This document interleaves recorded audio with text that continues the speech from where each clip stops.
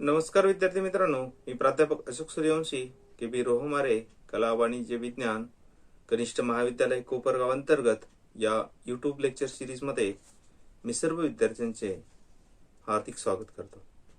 विद्यार्थी मित्रांनो, इयत्ता 12वी मराठी पाठ्यपुस्तकातील या ठिकाणी आपण जो काही साहित्य प्रकार आहे म्हणजे कथा साहित्य प्रकार याचा परिचय आपण या ठिकाणी मागच्या यूट्यूब लेक्चरला या ठिकाणी आपण सुरुवात केलेली होती। त्यामध्ये आपण म्हणजे मागच्या यूट्यूब लेक्चरमध्ये कथा म्हणजे काय याची संज्ञा या ठिकाणी आपण अभ्यासली। भाग क्रमांक 3 मधील कथा साहित्य प्रकार परिचय मधील जो काही पुढचा घटक आहे त्यामध्ये कथेची पूर्वपीठिका, कथेची प्रारंभ, कथेची सुरुवात कशी या ठिकाणी मराठी साहित्यामध्ये झाली। तर बघा, 1890 मध्ये श्रेष्ठ कादंबरीकार ह.ना. आपटे यांनी करमणूक या साप्ताहिकाची सुरुवात केली।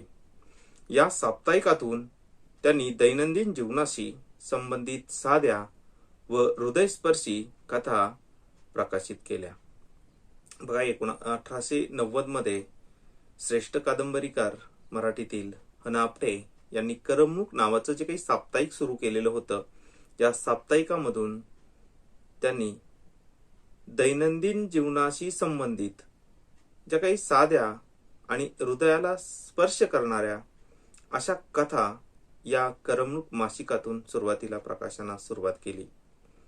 त्यानंतर पुढे कथेच्या स्वरूपात कालानुरूप बदल होत गेले, आशय आणि अभिव्यक्ती परिवर्तन होऊन कथा सामर्थ्यवान झाली। अधिकाधिक विषयांना स्पर्श करत ती बहुआयामी होत गेली। लेखन तंत्रज्ञानातही प्रयोग झाले। बघा, जसा काळ बदलल तशा या ठिकाणी वेगवेगळ्या संकल्पना ह्या बदलत जातात। त्याला साहित्यही अपवाद नाही, कथा हा वाङ्मय प्रकार सुद्धा त्याला अपवाद नाही।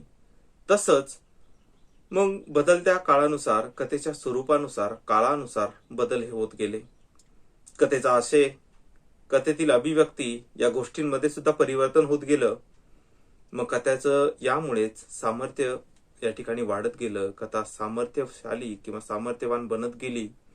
अधिकाधिक विषयांना कथेने या ठिकाणी स्पर्श करत गेली आणि कथेचा जो काही व्याप्ती होती ती बहुआयामी अशा स्वरूपाची या ठिकाणी तयार झाली। आणि लेखन तंत्रामध्येही वेगवेगळे प्रयोग या कथा या साहित्य प्रकारामध्ये होऊ लागले। त्यानंतर ग्रामीण कथा, दलित कथा यांनी कथा वाङ्मयाला समृद्ध केले। बघा, त्यानंतरच्या कालखंडामध्ये ग्रामीण जीवनाशी निगडीत कथेचं या ठिकाणी लिखाण होऊ लागलं। त्याचबरोबर दलित कथा याही या ठिकाणी या कथा स्वरूपामध्ये या ठिकाणी समाविष्ट झाल्या आणि एकंदरीतच या कथा वाङ्मयाला या ठिकाणी समृद्ध बनवण्याचं काम ग्रामीण कथा आणि दलित कथा यांनी या कथा वाङ्मयाला समृद्ध करण्याचं काम पुढील काळामध्ये केलेलं आपल्याला दिसून येतं। स्त्री शिक्षणाच्या प्रसाराचा प्रभाव साहित्यावरही झाला। स्त्रियांचे अनुभव कथेच्या माध्यमातून व्यक्त होऊ लागले। त्यामुळे एकूणच कथेचा प्रवाह आणि आशय दोन्हीही वृद्धिंगत होत गेले। बघा, जसं ग्रामीण साहित्य किंवा ग्रामीण कथा आणि दलित कथा या कथा साहित्य प्रकारामध्ये जेव्हा आल्या, त्यानंतर स्त्रियांचेही किंवा स्त्रीवादी लेखनही सुरू झाले आणि स्त्री जीवनावरच्या कथा या पुढील काळामध्ये या ठिकाणी या कथेमध्ये स्त्रियांनी या ठिकाणी काय केला किंवा स्त्रियांचं जीवनही कथेमध्ये येऊ लागलं। त्यामुळे या कथेचा स्त्री शिक्षणाच्या प्रसाराचा प्रभाव या कथा साहित्यावरही झाला। स्त्रियांचे अनुभव कथेच्या माध्यमातून हे व्यक्त होऊ लागले आणि त्यामुळेच एकूणच कथेचा जो काही प्रवाह आहे, हा प्रवाह आणि कथेचा आशय दोन्हींनीही ही कथा वृद्धिंगत होत गेलेली दिसून येते। अशी ही जीवनाचे विविधांगी दर्शन घडवणारी कथा आजही वाचकांना आकृष्ट करत आहे। बघा, आजही कथा संग्रह जे आहेत ते वाचकांना या ठिकाणी आकृष्ट करीत आहेत। आजही जीवनाचे विविध अंग तुम्हाला या ठिकाणी कथेमध्ये दिसून येतील अशा प्रकारची कथा ही वाचनीय स्वरूपाची या ठिकाणी तयार करण्यामध्ये ही कथेची पूर्वपीठिका ही खूप महत्वाची आहे. आणि बघा त्यानंतर कथेचे जे काही घटक आहेत ते आपण बघणार आहोत. कथेचे एकंदरीत 7 घटक आहेत, त्या ठिकाणी आपण क्रमाने अभ्यासू. तर बघा कथेचे घटक. कथाबीज. कथाकार ज्याच्या प्रतिभाशक्तीने एखाद्या घटनेत वास्तवाचे व कल्पनेचे रंग भरतो, हे करताना तो निसर्ग, समाज, सांस्कृतिक संदर्भ, वातावरण इत्यादी घटकांचे साह्य घेतो. या सर्व घटकांच्या मदतीनं घटना मालिकेचे कथात्मक साहित्य रूपांतर होते. म्हणून कथेत घटना हा महत्वाचा भाग ठरतो. कथेत या मूळ घटनेलाच कथाबीज असे म्हणतात. बघा कथेचं जे काही कथाबीज आहे, तर कथाकार काय करतात, त्यांच्या प्रतिभाशक्तीच्या माध्यमातून किंवा प्रतिभाशक्तीच्या साह्याने एखाद्या घटनेत वास्तवाचे किंवा कल्पनेचे ते रंग भरत असतात. मग हे करत असताना निसर्ग असेल, समाज असेल, सांस्कृतिक संदर्भ असतील, वातावरण इत्यादी घटकांचे साह्य ते घेत असतात. या सर्व घटकांच्या मदतीनं घटना मालिकेचे कथात्मक साहित्यात रूपांतर होते. म्हणून कथेत घटना हा जो काही महत्वाचा भाग ठरतो. कथेत या मूळ घटनेलाच कथाबीज असे म्हटलं जातं. कथानक दुसरा घटक आहे. कथानकात घटक, घटना, प्रसंग, पात्रांच्या कृती, स्वभाव वैशिष्ट्य, वातावरण इत्यादींचे तपशील हळुवारपणे उलगडत जातात. कथेत कथानकातील घटकांचे एकत्रीकरण केले जाते. या एकत्रीकरणातून कथेची मांडणी आकाराला येते. हे कथानक उलगडताना त्यातील प्रवाहीपणही जपले जाते. कथाकाराच्या मनात कथेच्या अनुषंगाने निर्माण झालेल्या भावाशय वाचकांपर्यंत पोहोचवण्यासाठी कथन करणे हे कथानकाचे प्रयोजन असते. बघा कथानक सर्वात महत्वाचा कथेतील घटक आहे. तर कथानकात काय असतं? कथानकामध्ये घटना, प्रसंग, पात्रांच्या वेगवेगळ्या कृती, स्वभाव वैशिष्ट्य पात्रांचे आणि वातावरण निर्मिती, हे सर्व जे काही घटक आहे हे तपशीलवार हळुवारपणे कथेमध्ये उलगडत जातात, जसे फुलांच्या पाकळ्यासारखं. कथेत कथानकातील घटकांचे एकत्रीकरण केले जातं. वेगवेगळ्या घटकांचं एकत्रीकरण कथेमध्ये केलं जातं. या एकत्रीकरणातून कथेची मांडणी ही आकाराला येत असते. आणि कथानक उलगडताना त्यातील प्रवाहीपण या ठिकाणी हे जपणं सर्वात महत्वाचं असतं. तो लेखक करत असतो. कथाकाराच्या मनात कथेतील किंवा कथेच्या अनुषंगाने निर्माण झालेले जे भावाशय आहेत ते वाचकांपर्यंत पोहोचण्यासाठी कथन करणे हे कथाकाराचे महत्वाचं प्रयोजन हे असतं. अशा प्रकारे कथानक हे अत्यंत महत्वाचं आहे कथेतील. तिसरा जो काही घटक आहे कथेचा तो आहे पात्रचित्रण. यामध्ये काय आहे तर बघा, पात्रचित्रण हा कथेचा महत्वपूर्ण घटक आहे. पात्रचित्रणातून कथेचा आशय पुढे पुढे जात राहतो.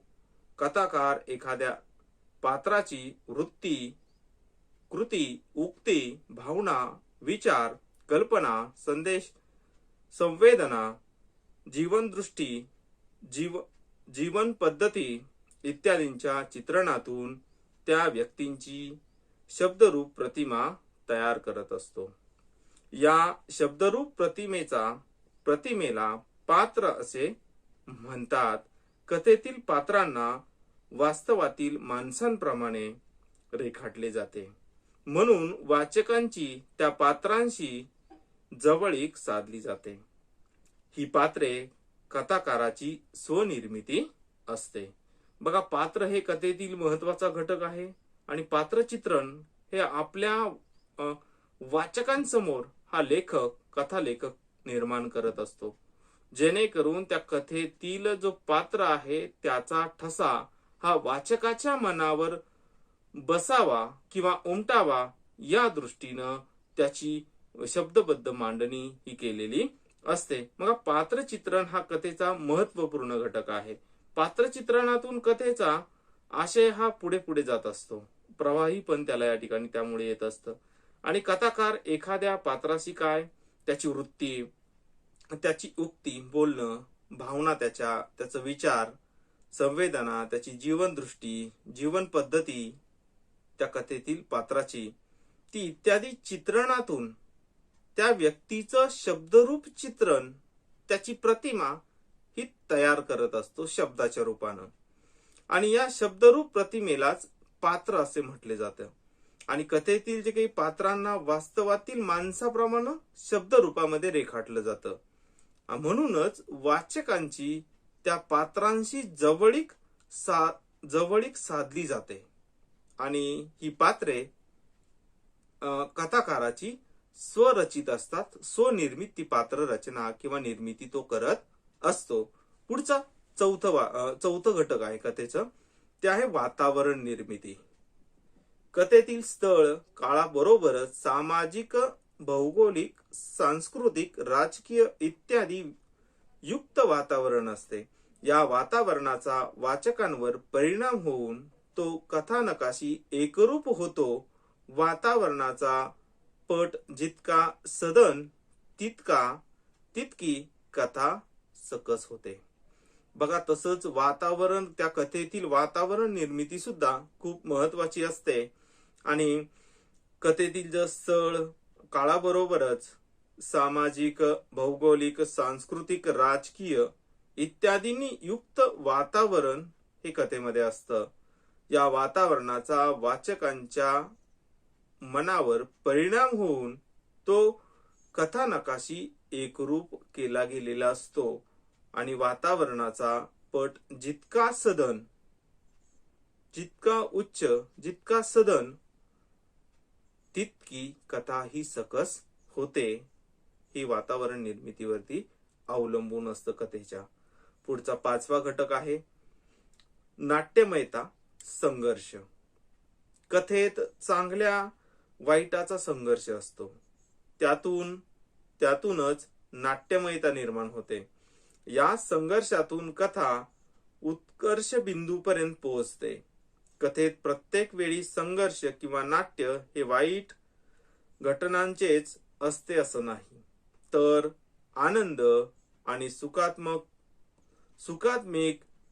घटनांतूनही नाट्यमयता निर्माण होते. कथेच्या शेवटी कथेतील अनुभवांचा, घटनांचा उत्कर्ष बिंदू नाट्यपूर्ण रीतीने साधता येतो. पण तरीही कथानकाच्या ओघात स्वाभाविकपणे झालेला शेवट वाचकाला आकर्षित करतो. बघा, कथेतील नाट्यमयता आणि संघर्ष. बघा, कथेमध्ये चांगल्या वाईट या गोष्टींचा संघर्ष या ठिकाणी असतो. त्यातूनच नाट्य निर्मिती ही तयार होत असते.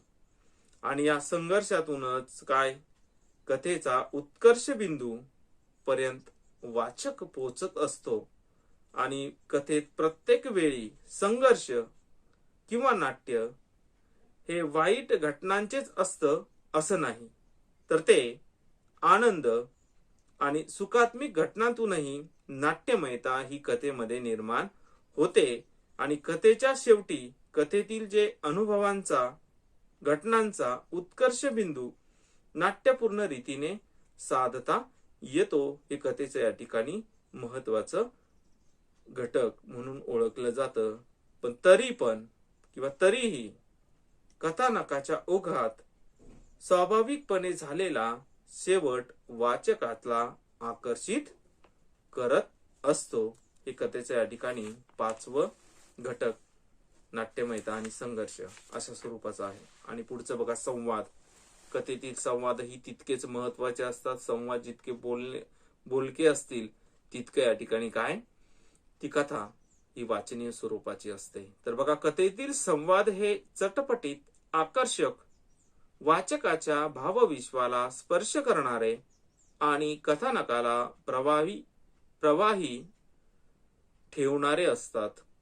पात्रांच्या स्वभाव धर्मानुसार व परिस्थितीजन्य घटनानुसार संवाद लिहिले जातात. या संवादात लय व आंतरिक संगती महत्वाची असते. संवादातून रसनिर्मिती आणि रसपरिपोष होत असतो. अर्थपूर्ण संवाद कथेला वेगळी उंची प्राप्त करून देतात. बघा, संवाद हे कथेचा प्राण हा असतो आणि कथेतील संवाद हे चटपटीत, आकर्षक आणि वाचकाच्या भावविश्वाला, वाचकाच्या मनाला स्पर्श करणारे आणि कथानकाला प्रवाही ठेवणारे असे असणं गरजेचं आहे. पात्रांच्या स्वभाव धर्मानुसार व कथेतील परिस्थितीजन्य घटकांनुसार संवाद हे लेखक लिहित असतो किंवा लिहिले जातात. या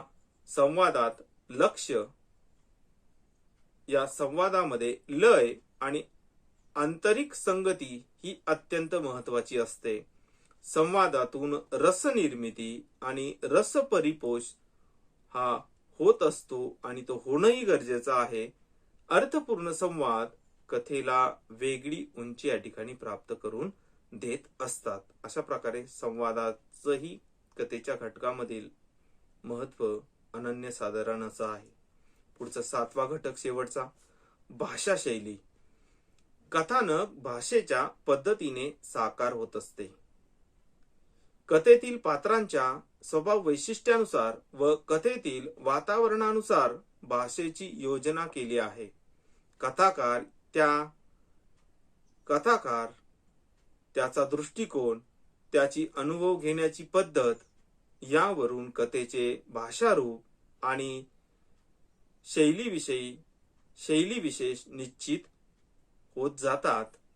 कथा लिहिताना साधारणतः प्रमाण भाषा आणि बोलीभाषा यांची सरमिसळ केली जाते. तसेच कथा अर्थपूर्ण बोलीभाषेतही लिहिली जाते.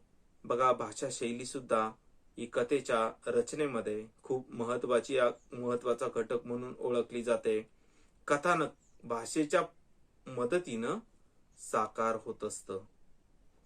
कथेतील पात्रांच्या स्वभाव वैशिष्ट्यानुसार व कथेतील वातावरणानुसार भाषेची योजना ही केली जाते किंवा केलेली असते. कथाकार त्यांचा दृष्टिकोन, त्यांची अनुभव घेण्याची पद्धती यानुसार कथेचे स्वरूप किंवा भाषारूप आणि भाषा शैली ही निश्चित होत असते. मग कथा लिहिताना साधारणतः प्रमाण भाषेचा वापर केला जातो.